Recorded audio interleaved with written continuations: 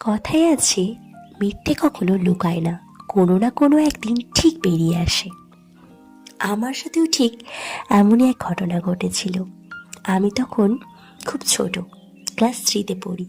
আমার এক প্রতিবেশী বান্ধবী কোন ক্লাসে পড়ি জিজ্ঞাসা করায় আমি নিজেকে বড় দেখাবার জন্য বলি আমি ক্লাস 4-এ পড়ি।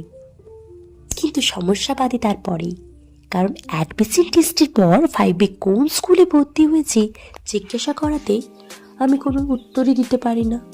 সত্যিটা বললে আমার মিথ্যে ধরা পড়বে, আর কিছু না বললে ভাববে আমি নিঘাত ফেল করেছি। ধ্যাৎ। কিন্তু লাস্ট অবধি আমি সত্যিটা বলেই ফেলি।